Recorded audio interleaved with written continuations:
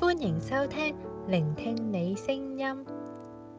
尼希米記5章1至19節。百姓和他們的妻大大呼號，埋怨他們的弟兄猶大人。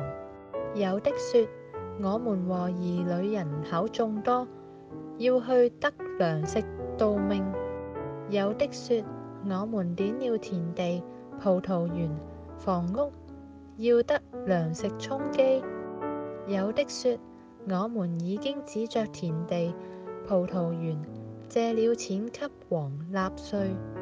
我們的身體與我們弟兄的身體一樣，我們的兒女與他們的兒女一般。現在我們將要使兒女作人的僕婢，我們的女兒已有為婢的。我們並無力拯救，因為我們的田地、葡萄園已經歸了別人。我聽見他們呼號說這些話，便甚發怒。我心裏籌劃，就斥責貴胄和官長說：你們各人向弟兄取利。於是我招聚大會，攻擊他們。我對他們說：我們盡力贖回我們弟兄，就是賣與外邦的猶大人。你們還要賣弟兄，使我們贖回來嗎？他們就靜默不語，無話可答。我又說：你們所行的不善，你們行事不當敬畏我們的神嗎？不然，難免我們的仇敵外邦人毀謗我們。我和我的弟兄與僕人也將銀錢糧食借給百姓，我們大家都當面去利息。如今我勸你們將他們的田地、葡萄園、橄欖園、房屋，並向他們所取的銀錢、糧食、新酒和油1/1的利息都歸還他們。眾人說：我們必歸還，不再向他們索要，必照你的話行。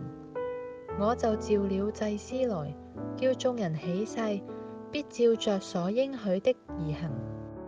我也抖着胸前的衣襟，說：凡不成就這應許的，願神照樣抖他離開家產和他勞碌得來的。直到抖空了，會眾都說阿門，又讚美耶和華。百姓就照着所應許的去行。自從我奉派作猶大地的省長，就是從亞達薛西王20年直到32年，共12年之久，我與我弟兄都沒有吃省長的俸祿。在我以前的省長加重百姓的擔子，每日索要糧食和酒，並銀子40舍客勒，就是他們的僕人也轄制百姓。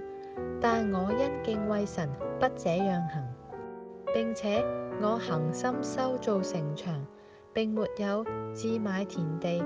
我的僕人也都聚集在那裏做工。除了從四圍外邦中來的猶大人以外，有猶大平民和官長150人在我席上吃飯。每日預備1隻公牛、6隻肥羊，又預備些飛禽，每10日1次，多預備各樣的酒。雖然如此，我並不要省長的俸祿，因為百姓服役甚重。我的神啊，求你紀念我為這百姓所行的一切事，施恩與我。尼希米記5章1至19節。